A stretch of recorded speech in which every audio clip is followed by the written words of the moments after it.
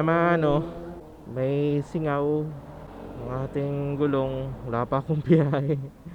Kaya pala lagi nagde-deflate. Diyan kanina sumisingaw eh. Palagay na rin ng tersinan para sigurado.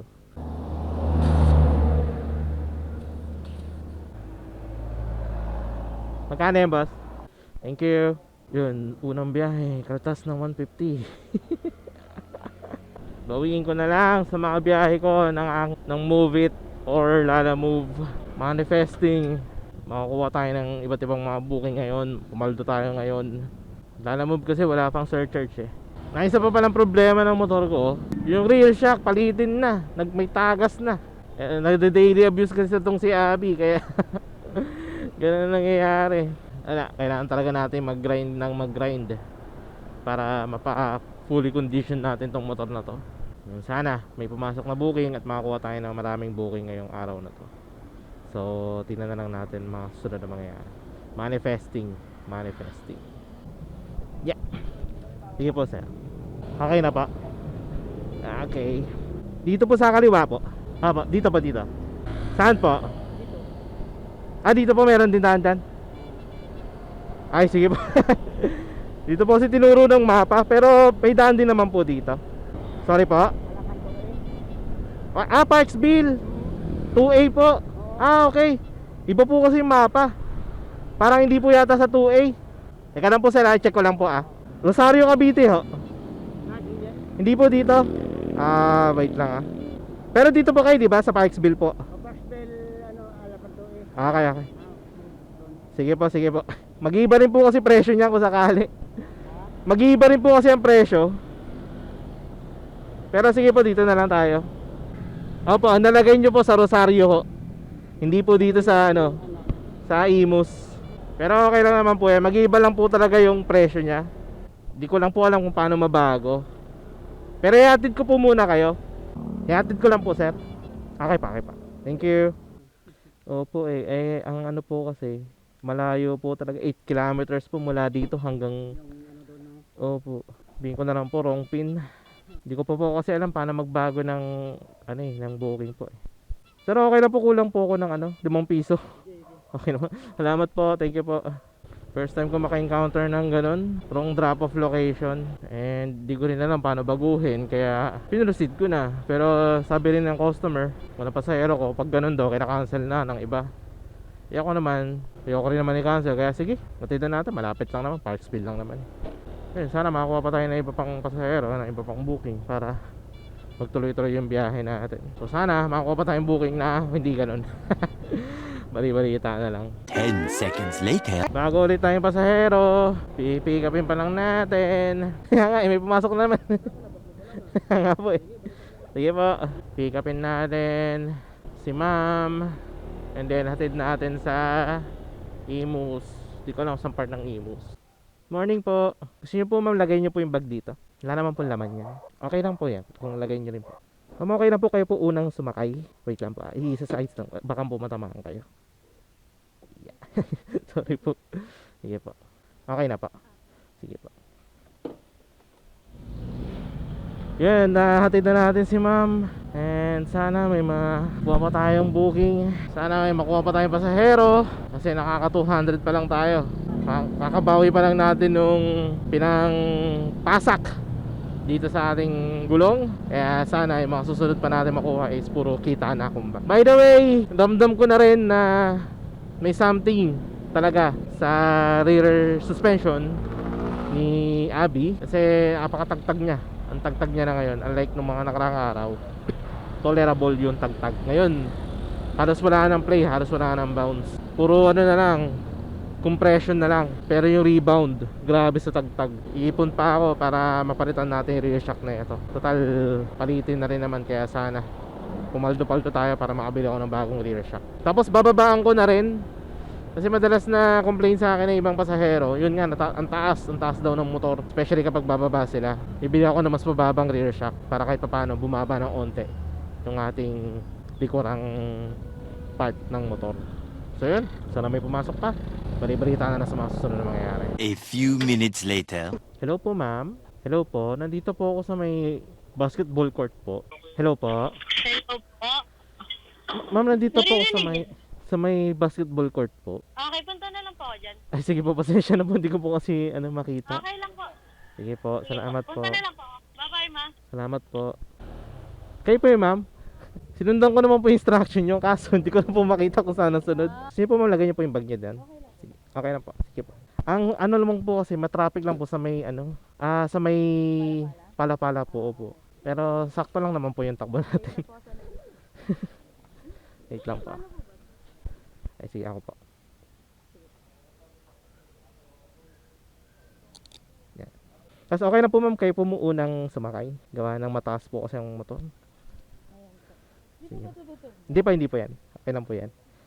Sige po. Ay, wait lang po. Sige pa. Yan, usog po kayo. Okay na po tayo ma'am. Sige po. 9 po ang klase nyo. 9:30 na. Makeup po muna bago pasok, no? Okay na naman po kahit mga 10 ako. Base po kasi dito sa mapa, 20 minutes po ang biyahe. Okay na naman po. Okay lang naman po. Sige po. Hatid na natin si ma'am. Maraming salamat po sa pagkwentuhan sa akin.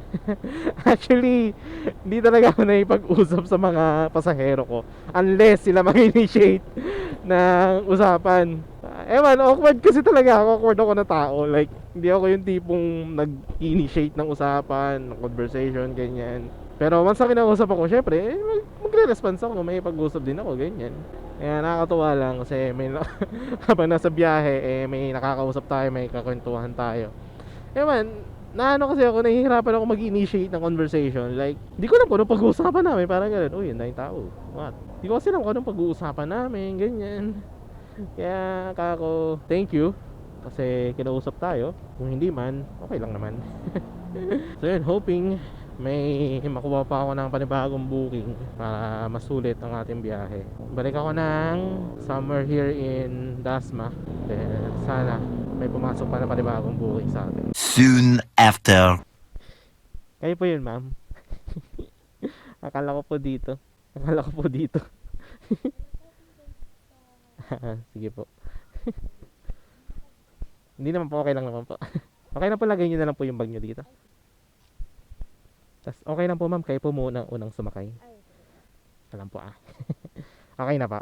Sige po. Na-drop na natin si ma'am. So far, okay din na ganito. Na pa-pick up, drop off lang unang pasahero. At technically, nakaka 400 na tayo na kinikita. Well, sana magtuloy-tuloy pa, makakuha pa ako na iba pang booking, ganyan. Para kumaldo-paldo tayo. And sana rin itong panahon, makisama kasi nag-aambon Yun, katulad ng pasahero ko kanina, naalala ko lang, sabi ko lang sa inyo, hindi ako yung tipong palakausap or palakwento sa mga pasahero, ganyan. Naalala ko lang kasi kanina, yan, si ma'am, hindi ko siya kinakausap. Nahihiya kasi ako nag-initiate ng conversation, parang ganun. Wala namang problema doon kung mag-usap kami or hindi. Ang importante, mahatid ko siya ng maayos sa patutungo niya, kumbaga. So yun, sana may pumasok pa na booking, makakuha pa tayo ng booking, magdupaldo pa tayo. Pwede sana maglalamove. Ang problema kasi sa lalamove ngayon, walang walang mga biyaheng trip ko puro papalayo. Tapos parang bababa pa ng rate. Sunod-sunod, nag-on lang ako, sunod-sunod na. Gusto ko kasi dito lang, hindi pa rin ako nakaka-recover sa pagod ng katawan ko. Sana may makuha pa tayong booking, kaya bali-balita na lang. 20 minutes later. Bigyan ko po kayong kapote, ma'am, okay na? Okay lang po, lagay nyo po muna yung bag. Ito rin po yung kapote. Kahit doon po muna kayo sa silong, ma'am, para hindi po kayo mabasa. Doon po kasi nakapin sa may dulo. Medyo basa lang po, ma'am. Pero sige, kayo po muna unang sumakay, ma'am. Itong timing yung ulan parang dito lang naman yan. Wait lang po, ma'am. Sige po. Parang timing yung ulan. Sa mismong barangay hall po, kaliwa po kanan. Ako po muna unang bababa, ma'am. 177 po. Ma'am, yung kapote ko po. Okay na po ito. Salamat po. Yun, natin na natin si ma'am. Thank you very much po. Yun, ano naman? Saan pupunta? Pabalik ng Dasma. Pabalik ulit ng Dasma. May nakuha tayo. Sana hindi nag-uulan doon. Uwi na sana ako kaso sayang, 200 din yan. So yun, pick upin lang natin si ma'am. Then biyahe na ulit tayo. Palobat na tong camera ko, guys. So baka ito na yung magiging last footage ko for today. As okay lang po ma'am, una po kayo sumakay. Ha? Una po kayo sumakay ma'am. Ako? Apo. Bali dito po, dito po. Paano po pa ganito? Ay, bakit? Ganun nga ako ito. Ay sige po, ganyan na po. Sige po, sige po. Usog po kayo sa hanggang sa ano. Hindi na po babaksak yan. Yan. Minsan po kasi nahihirapan yung iba eh. Opo, mataas po. Wait lang po 7% na lang yung battery life na itong aking camera. At magbibigay na ako sa inyo ng outro. Sakto, may nakuha tayo na booking pa uwi or malapit dito sa may sa amin. Dito ako ngayon sa may Maple Grove. And thankfully, may nakuha tayong booking pa uwi. Nung pagkatid ko kasi kala ma'am, dun sa may hospital, hindi ko alam kung na-vlog ko ba yun, mula Medicine Imus hanggang makabiyahe ng Dasma. May natid ako doon, ganyan. Tapos may nakuha pa akong booking mula Dasma going to GMA. Then from GMA may nakuha akong booking na Dasma going here dito sa Gentry, dyan sa may Maple Grove. Technically malapit na ako sa bahay namin. And sakto, nandito naman na ako, kaya ako uwi na ako. So far, kinikita natin for today, naka 1,057 din tayo. Yay! 8 bookings, 1,057. Di na masama, di na masama. Very thankful. Puro MC Taxi lang ang binyahe natin today. Actually, matagal ko nang gustong gawin yan, na puro MC Taxi lang. Nagsimula ako ng 9 AM, tatapos tayo ng alas 2. So ilang oras yun? 9, 10, 11, 12, 1, 2. Wow, 5 hours? Ha? 5 hours ganun? Di ba paliwala? Tapos, dito lang ako. Dasma, Imus, Bacoor. Actually, pa ako tumuntong ng Bacoor eh. Kaya thankfully, ayan, may kinita tayo na 1,057 today's earning. Maraming salamat po sa mga naging client natin for today. Mga naging nagbibigay ng tip, mga nakakwentuhan, mga nakausap. Si ma'am, yung kakatid ko lang sa kanya, sabi niya sa akin kung pwede ko daw bilisan, kasi late na daw siya. So yun, kinamangotin na, binilisan na natin. Yun, safe naman natin siyang nahatid. Then eto, alas 2 pa lang, uuwi na ako, gagarahin na ako. So far, very satisfied with our session today. Siguro ganyan na lang din muna lagi gagawin ko. Yun nga, oo, tao ang ihahatid mo or what. Pero malaki naman yung delivery fee compare kay Lala Move. Si Lala Move, oo, mga gamit lang naman, ganyan. Pero talo ka kapag hindi mo na double book. Lalo pa kanina, nag-attempt akong kumuha ng booking ng Lala Move, kaso puro malalayo sa location ko yung pickup. Whereas sa MC Taxi, specifically kay Move It, mga 2 kilometers lang, 1 kilometer, ganyan. Pinakamalayo ko, 2.5 kilometers ng mga booking na pumapasok. Kaya yun, puro MC Taxi na lang din muna biyahin natin